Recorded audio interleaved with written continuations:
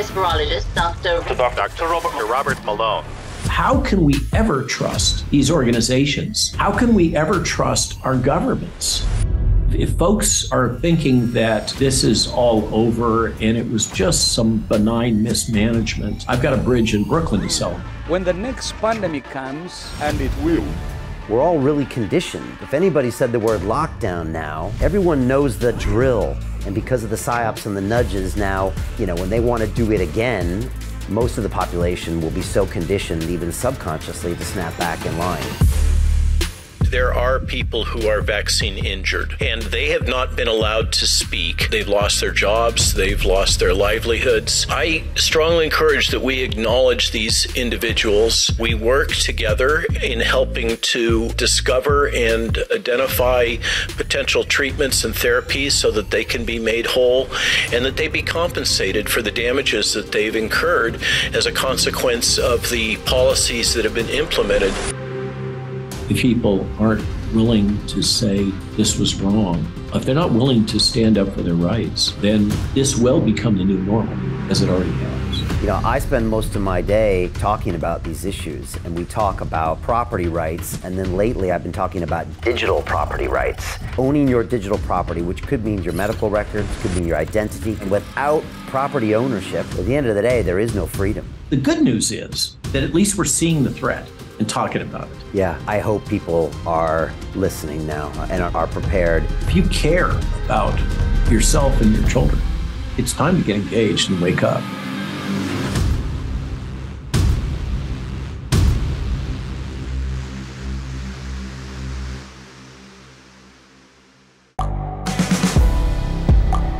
The world is changing. Inspiration is everywhere. It has never been so easy to connect, share, and bring people together. We're learning from others and finding the best in ourselves. Challenging our beliefs, sharing our vulnerability, overcoming our fears, transforming ourselves so we can transform the world.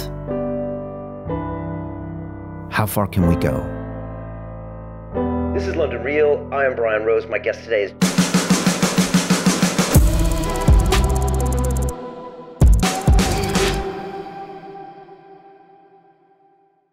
This is London Real. I am Brian Rose. My guest today is Dr. Robert Malone, the internationally renowned physician, virologist, immunologist, biochemist, and author.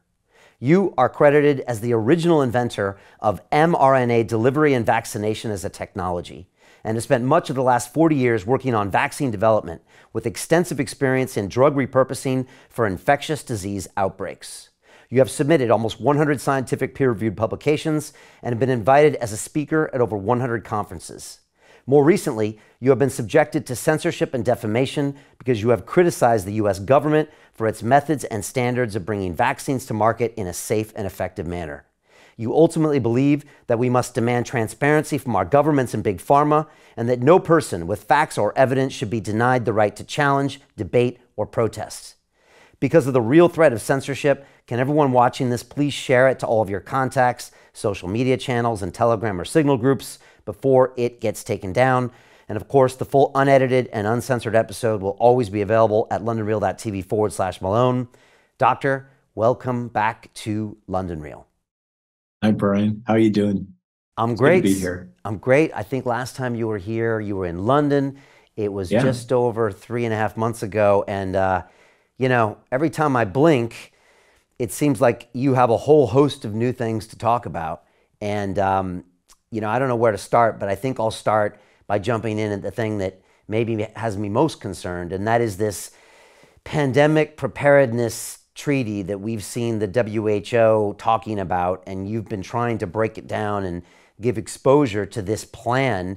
When I read it, I mean, it seems very dystopian and gives me flashbacks to some of my guests that told me about this dangerous future. Maybe for people that haven't really even heard what this is, can you break down what it is, why it's on your radar, and maybe what we should be doing about it? So just to start, we actually have twin initiatives being advanced at the World Health Organization and its affiliates at the United Nations. Those would be the Pandemic Treaty, Pandemic Preparedness Treaty, and the International Health Regulations updates, technically, which were proposed by our government, our Department of Health and Human Services, as a modification of the existing international health regulations, which have largely been up to date, up to the current date, optional or suggestions provided by the World Health Organization. The proposal that I've heard is that the enforcement arm for these new initiatives, by the way, would be the World Trade Organization. So the teeth behind the jaw here of Mr. Tedros would be, and his colleagues would be, the potential for economic sanctions on a nation state or a region or a populace should they not comply with the edicts that would emerge from this clearly globalist captured body that we call the World Health Organization that has a very large fraction of its funding coming from the Chinese Communist Party and from the Bill and Melinda Gates Foundation, among many others. It's important to understand just as background, and I've been aware of this on a very personal level from my time when I was working with New Link Genetics in the U.S. Department of Defense to advance an Ebola vaccine that we eventually sold off to Merck and became the licensed Merck Ebola vaccine. The World Health Organization has become increasingly dependent on, let's call it, private donations. What that computes to is that, for instance, in our case, when the GSK vaccine product for Ebola started faltering, and it became clear that this small independent company based in Ames, Iowa, that had acquired the Canadian-developed Public Health Agency Canada-developed vaccine product became the leading candidate. We were approached by the then Director General basically with a very clear-cut advocacy that now that we were the leader, we should make a large donation to the World Health Organization. It was basically a shakedown. The WHO relies on not just donations from nation states or from non-governmental organizations, but increasingly from pharma. And one of the ways that that game is played is that since they have a lot of open offices and unfilled need for full-time employees, what's done is that pharma will contribute FTE sponsorship to the World Health Organization, have a hand in choosing the personnel selected to fill those positions. And then those people function in a dual agency manner where they're representing the interests of the pharmaceutical sponsor as well as the interests of whatever they've been tasked with at the World Health Organization. So we can go on and on about the corruption within the WHO. It's well documented. And just to kind of put a capstone on that, I remind the audience of the fiasco that was the global health emergency associated with the monkeypox virus, which clearly demonstrates the arbitrary and capricious nature of Mr. Tedros' leadership when he first convened a group of scientists to evaluate whether or not there was a world health crisis associated with monkeypox. They determined that there was not. So he changed the composition of the committee and then reconvened it for another opinion. And that opinion came down as I recall, 9-6 vote against declaring it a public health crisis or emergency, at which point Mr. Tedros Ghebreyesus, doctor, determined that this was a tie, 9-6. And so he would have to break the tie and personally declare a public health emergency. Now, why does this matter for this new initiative having to do with a global pandemic planning treaty, although that's not the official language used in the United States, and the modification of the international health regulations?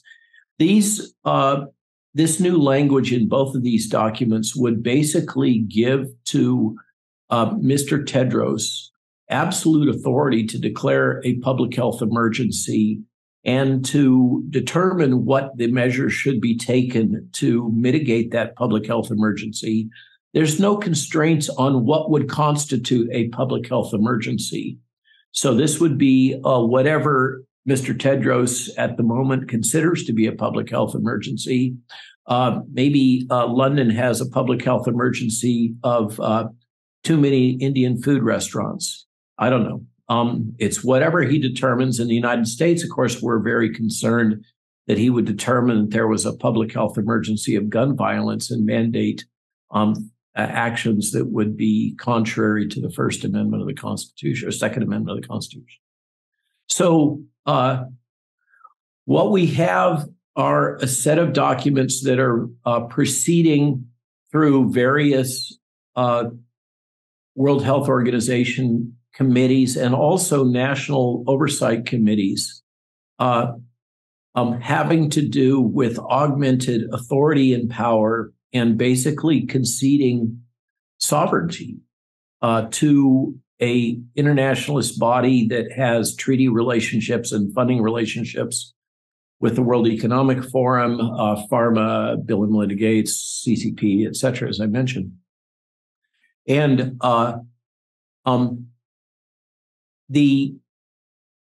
this is the second go-round of negotiations on this regarding the international health regulations. In the initial embodiment, it was much more unilaterally authoritarian, one might say, giving the power to the World Health Organization and executive specifically to take a series of actions such as I've described. And there was an uproar in small pockets of resistance in the Five Eyes nations, particularly the United States, Canada, and Great Britain. But in particular, there was resistance under the former leadership of Brazil, some of the Latin American countries, and some African countries in the guise of concern about loss of sovereignty, because part and parcel of this is that not only would the World Health Organization and its leadership have the ability to declare an emergency whenever they feel fit, so inclined, and to declare what measures should be taken, ergo, which vaccine you should have to take, what medicine you should have to take, what treatment protocols your physicians would be allowed to deploy, all the kinds of things that we've seen deployed by nation states, particularly the Five Eyes nations over the last 3 years, would then vest with the World Health Organization. And by the way, to fund that, there would be a tax imposed on all of the nations that is a function of their health budgets. And so since the United States spends far more than any other country on its medical care, it would bear a larger burden of the costs of this. And there was significant objection in the African states and in Latin America and Brazil, as I mentioned, and that caused a backtracking on the prior versions that were much more explicit about the authority of the WHO to impose these things unilaterally. Many interpreted this as, including myself, as the African states standing up for their personal sovereignty, their national sovereignty. There is a opposing narrative that, in fact, the African states' primary objective was that they weren't getting enough of the goodies under these terms and conditions. And since that time, there have been a number of initiatives announced in Africa, including the build out of a new mRNA vaccine manufacturing facility. And so the skeptical among us believe that the African objections in the prior round may be overcome in the current round. So we may not be able to rely on that as we did previously. So in sum, we appear to have a sort of a power grab that would be the pessimist version of this by a internationalist organization that has, I think most objective eyes would say, grossly failed in meeting its mission over the last 3 years. Been plagued by lack of transparency, corruption, and various forms of compromise, that now would be granted unilateral authority to both survey, the pessimist might say spy, on the activities of nation states, set up their own observation capability in independent nation states to be able to detect the emergence of a potential global health emergency. And there is a component of this that's forward-looking, so that they would not only be watching to detect emerging infectious disease or other public health emergencies, but potential public health emergencies. So this maps into the topic area of One World Health, where the WHO believes that its mission should be expanded to cover animal health, agricultural health, plant health, climate, etc., because it's all one global problem, and they're the ones to solve it with their unelected form of management. So that's kind of where this is all heading, and the key question is: has the train already left the station? And all we are is observers griping and sniping from the sidelines. I had the pleasure of being on Neil Oliver's GB News broadcast on Coronation Day, where we talked about this. And of course, because GB News now is scared of its shadow in the form of the BBC censorship organization, or national, I guess it's the National Censorship Board. I don't really understand this, but there it is. You guys seem to be going hell-bent for leather to mimic the situation in Canada, I guess. So when going on Neil's show, we weren't allowed to talk about the vaccines because that could get them into trouble. But we had, of course, the required, I guess, government-approved counterpoint person sitting in on this, who made the case that, well, the current language in the international health regulation modifications make it clear now that the intent is not to compromise the sovereignty of individuals or nation states, and has some softened language to that extent concerning the requirement versus the option to comply. But my counterpoint to this, gentleman, was given our experience of the last 3 years, I find this soft and squishy wording unreassuring. I prefer to see very explicit wording saying that these will not be used to compromise the sovereignty of independent nation states, and that the World Health Organization will not have the option to implement unilateral policies superseding those that are determined by the leadership of each independent autonomous nation state. That's the kind of language I want to see. Not, well, maybe we don't really want to do this to you, but we might. I find after the last 3 years, any crack in the wall that they can squeeze their agenda through, I'm skeptical that they will do so, given the opportunity. And so what I want to see is a pretty well-built wall.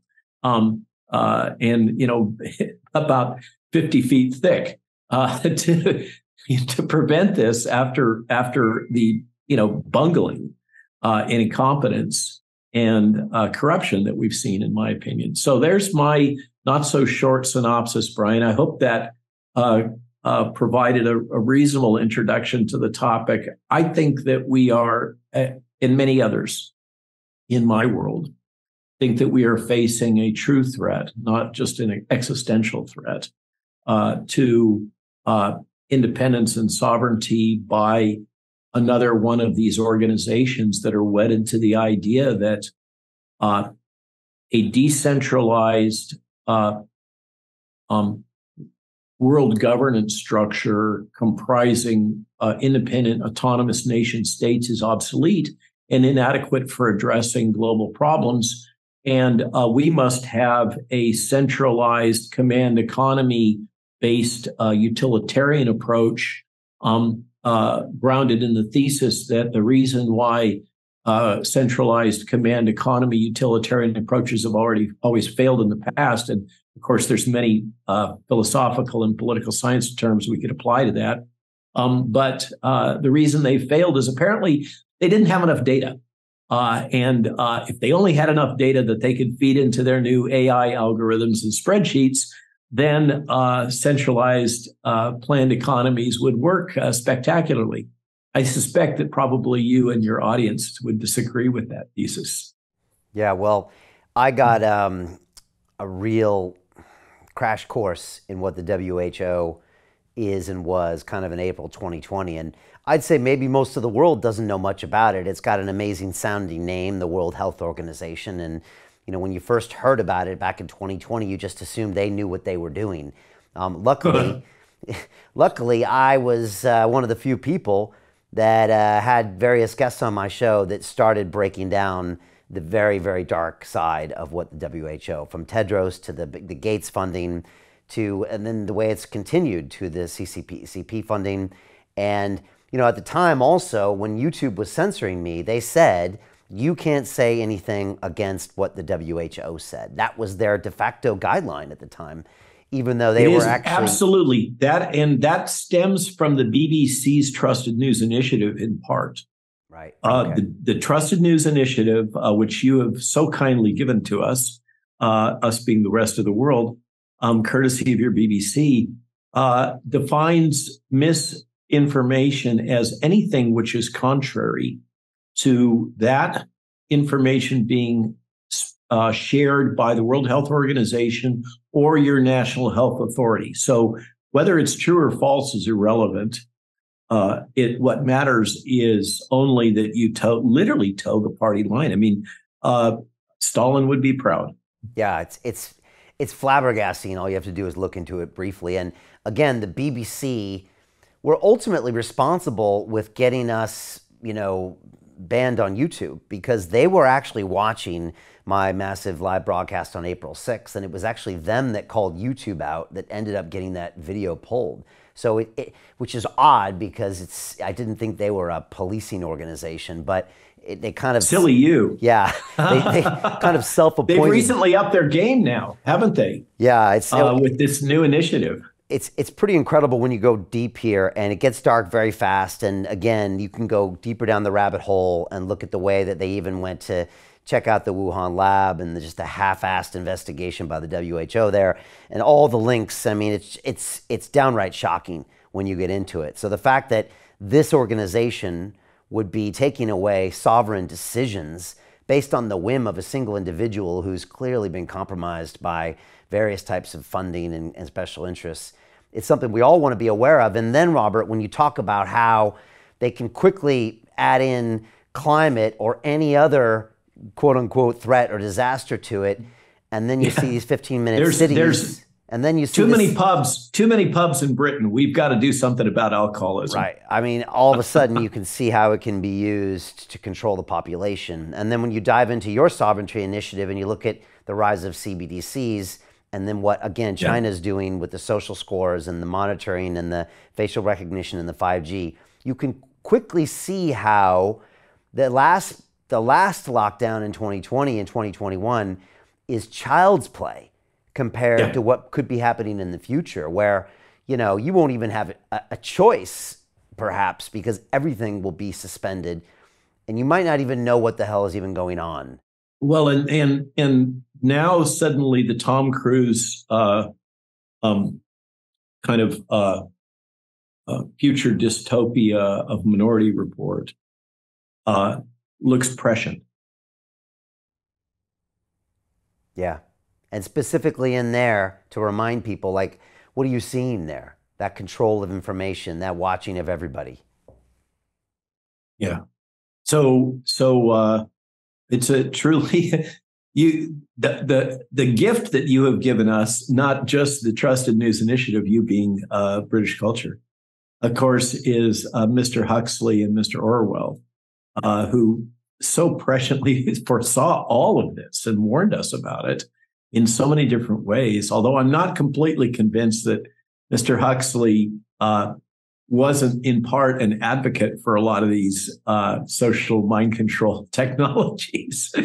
But there it is. We you know, it's wake up time.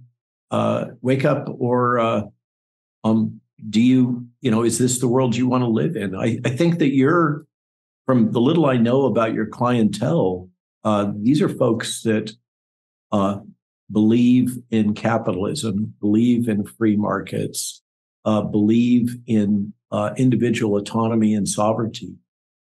And as I mentioned on Neil, that seemed to be the quote that lit people up. In a world in which governments are willing and capable of deploying these advanced psyops technologies, like neurolinguistic programming, nudge, etc., the concept of sovereignty becomes obsolete. It is irrelevant. It's an anachronism.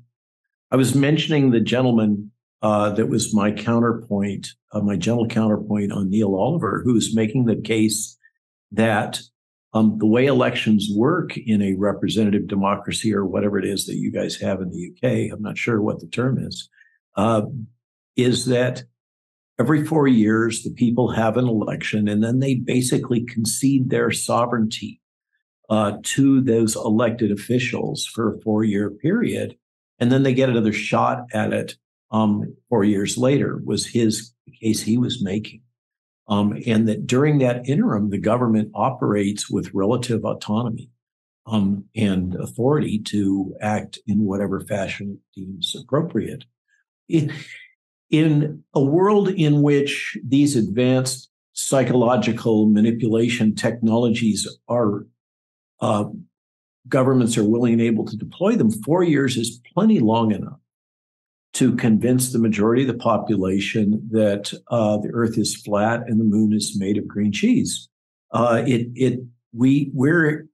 This is extremely dangerous, because even though it may be that 5 or 25% of us who value our freedom are aware or awake of what's going on, that does not constitute an electoral majority. The vast majority of the population is readily manipulated by fear, as we've seen, and many other methods, and will go along with the authority figures quite readily. And where does that leave the likes of you, me, and those of us that are cut from the same cloth? I'm concerned that over the shorter term, we are facing some considerable challenges to our ability to live in a world that we have taken for granted. It's interesting because a lot of people aren't thinking about this anymore because they're traveling freely, they're not wearing masks, et cetera, et cetera. And, my guest back in 2020 reminded this kind of totalitarian tiptoe where they kind of take a lot of freedoms away and then give some back. And now we're all really conditioned. If anybody said the word lockdown now, everyone knows the drill. And if everyone knows the QR code and they know this, so we've all been kind of conditioned to a lot of these expectations.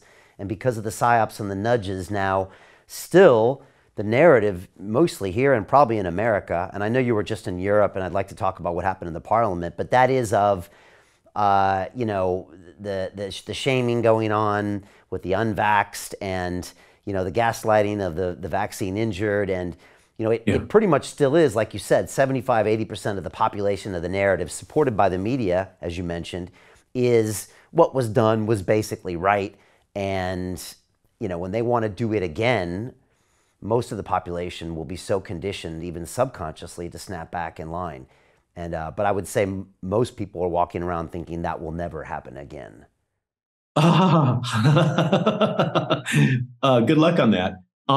As I recall, there was a poll in the UK about a month and a half ago that looked at how the population perceived these various government responses. And just before that poll came out, I had the pleasure of speaking with Nigel Farage in a couple of different venues, including CPAC. And then, of course, when I visited you, I visited him also. And I see Nigel as a bit of a mentor, as somebody who I can learn a lot from, given the battles that he's been through. And I always listen to what he says. He was making the case that the one clear government overreach that was undeniable was the lockdowns. And he was recommending that people, for political reasons, don't focus on the jab and the consequences and the toxicities and all that, because we can go around and around and you can pick your data, I can pick mine. But rather we should focus on the lockdowns because that was unequivocal. And then a poll came out from the UK, as you probably remember, that I think it was Nigel's comment. I'm not sure if he was the one that made the observation that based on this poll, if lockdown was a political party in the UK, it would win the next election hands down and control the parliament. The British people, as you point out, have been clearly conditioned to believe a falsehood that the lockdown policies were safe and effective, when in fact they were enormously destructive, both life, property, freedom, education. We can go on and on and on. They were just, and no surprise, it was well embedded in the literature previously that lockdowns were not a solution to a public health emergency that now we also see in retrospect was overplayed, that it was not, I like to say, just by, to help people think about things. If this was Ebola, if this was a aerosol transmitted Ebola, and I happen to know that there was war game scenarios played out during the original West African outbreak, that if this was to become an aerosolized Ebola, we would see over 1 billion dead globally. And of course, Ebola is a nasty death. That did not manifest, thank God, and probably never will. Let's hope. But for the sake of argument, the truth is that the Merck Ebola vaccine that I helped work on is a nasty piece of work. You feel like you feel pretty miserable after you take that vaccine. Joint aches, fevers, all kinds of stuff. Okay, it's a nasty vaccine. In our business, the slang is it's hot, and people would line up to take it. If we had an Ebola-like outbreak that was truly a major global health threat of the type that was promoted, that we were told that this was going to be, people dying in the streets, mass graves, freezer vans full of bodies, blah, blah, blah, blah, blah. All that stuff that we saw that was hyped, that we now know almost all of it was propaganda. But if that had really been the case, we would not have needed mandates. Even if this is a partially effective vaccine, turns out it's not really effective for much of anything. We're down to arguing about whether or not it has any benefits for long-term sickness, and death. But the data aren't even supporting that. But you would not have had to employ these methods if you had a true major pathogenic risk. That, I think, is one of the most troubling things to me, is how they got it so wrong about the risk that we were facing and use that to justify all these policies, including the economic ones. It is hard not to go down conspiracy row. When you confront the kind of gross overreaction to the nature of the pathogenic threat. And it's really hard not to conclude that there were multiple ulterior motives here at play. And so if that's the case, even if we have to say, well, there's a 60% probability that there were other agendas, just trying to be a centrist on this. Personally, I think it's way more than 60%. But let's just say that it could have gone either way. Even if that's the case, how can we ever trust these organizations? Again, how can we ever trust our governments? And this gets to, they're having to be dragged kicking and screaming to transparency. Recently, we had, I think at the beginning of this week, some amazing disclosures from Australia, consequent to a Freedom of Information Act from a conservative MP. And of course, we had the lockdown files from the UK and the Twitter files from the United States and the various disclosures from Canada.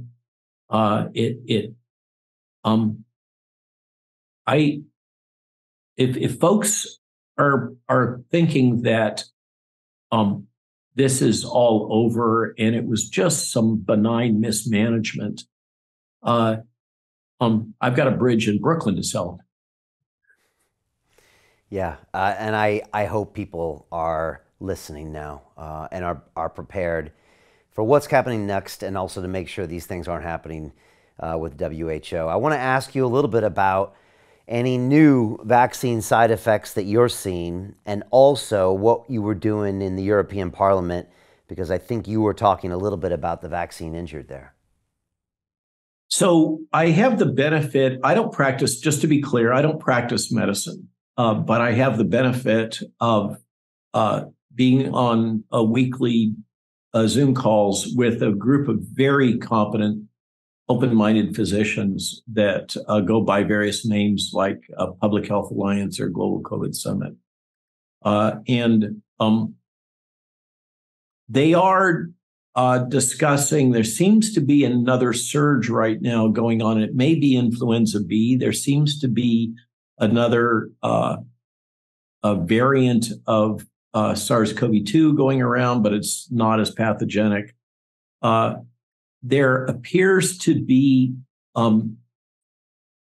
maybe it's more and more awareness of the vaccine injured and some of the more subtle nuances associated with that. Of course, the ones that are most concerning have to do with reproductive health. And that was something that was covered in the International COVID Summit, a different group, meeting in the European Parliament, was it 2 Wednesdays ago, or maybe it was 3, I'm not sure, time flies, in Brussels, where we had 2 speakers addressing reproductive risks, and then others addressing various other forms of toxicity, and a pathologist from Germany that reported on a case series of over 70 autopsies. As you'll recall, there have been major impediments to doing what is the classical quality control process in medicine, which is the autopsy. But we're finally starting to get those data. Let's start with the autopsy data first. One of the things that I found most striking was this, we've all heard about the blood clots And clearly, the spike protein interacts with ACE2 and TMPRSS. These are critical pathways in regulation of a bunch of biologic processes. And so it's no surprise that spike is a toxin. It's directly toxic. It's neurotoxic. There are many neurologic side effects that are being disclosed. But in one of the things that I had not seen previously that is being shown in this autopsy series is the damage to the small fiber bundles in skin that is widespread in these patients that have been vaccine damaged. And so there seems to be a widespread loss of basically skin integrity, the fibers in skin, and this causes accelerated aging is the gross appearance that you see, but it has a lot of other implications. So that was a new one. Male infertility and male reproductive consequences was highlighted. And one of the things that I had never thought about that was brought out is that both the virus and the vaccine via spike are, the spike antigen that goes systemic, are affecting vascular flow in male reproductive tissue, which is, of course, important for a variety of things that we don't need to go into, but is self-evident. But, that's all about blood pressure. But what I hadn't thought about is that it's also altering temperature in gonadal tissue, which is crucial for maintaining integrity of sperm manufacturing. So this is one of the reasons why men have the anatomy and males have the anatomy that they have with their reproductive tissue, where it's outside of the body and can have its temperature more carefully regulated. So there's that. There's sperm count issues. In the female infertility, there's a growing wave of concern and documentation supporting the long observed alteration of menstruation and the apparent or repeatedly reported by many obstetricians increased incidence of spontaneous abortion in the first and second trimester, in particular in the vaccinated women, and anecdotal reports of increased incidence of birth defects in the vaccinated pregnant women, particularly if they receive the vaccine product in the first and second trimester. And we've had now reveals through a variety of sources that although it was asserted that these products were adequately tested as being safe in pregnancy, the term that comes to mind is those clinical trials were aborted prematurely. And I'm sorry to make light of that, but it's true. They were not completed. They were not rigorous. And the technical scientific basis for making those claims about lack of risk in reproduction are not supported by solid data. And now we have increasing information coming out in ways, it's coming out largely through anecdotal reports from practicing obstetricians and pediatricians, because this is still a highly sensitive and censored topic. We can't discuss reproductive harm, which is shocking to me and completely contrary to established ethics. So the reproductive, and then we have the additional log on the fire from this young gentleman from Pfizer. I don't remember if we discussed it during my prior visit with you. This is the James O'Keefe, before it's actually what caused Project Veritas to blow up, quite literally. I was fortunate to have dinner with James O'Keefe 2 weeks ago down in Southern California. And he told us a lot of the backstory of what had happened. And absolutely, this was triggered by the success of that sting operation on that Pfizer executive, what was buried, many people did not appreciate. I think it was in the third tranche of. To continue watching the rest of the episode for free, visit our website londonreal.tv or click the link in the description below.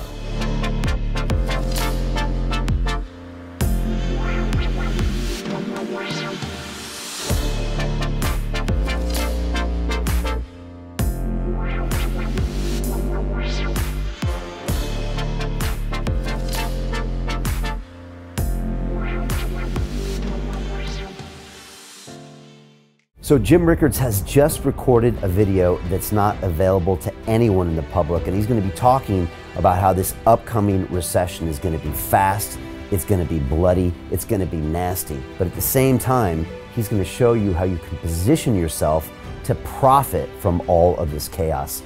Now, we've made this video only available to our viewers. Go to londonreal.tv/Jim. Watch that immediately. I can't say enough good things about Jim Rickards. He understands the global economic system better than any guest I've ever had on London Real. His predictions are almost uncannily true, and you can learn how to profit from his vision, from his expertise, and his understanding of economics. So go to londonreal.tv/Jim or click the link below. It's an excellent, excellent look on what's going to happen in the future and how you can position yourself to profit from that. Jim is one of the best in the business, one of my favorite guests on London Real, and he's very, very good at predicting the future and showing us all to profit from it. So click the link, and I hope you enjoy.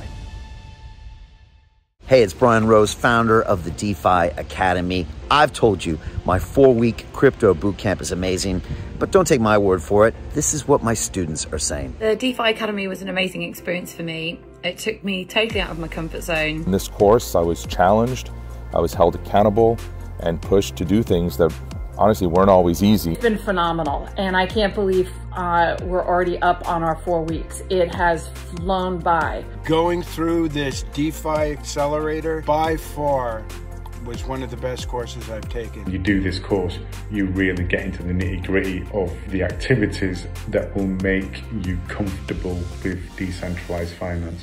Thank you so much to Brian and everyone at London Real and the DeFi Academy for even putting together an amazing course like this. Anybody else that wants to do it, please sign up.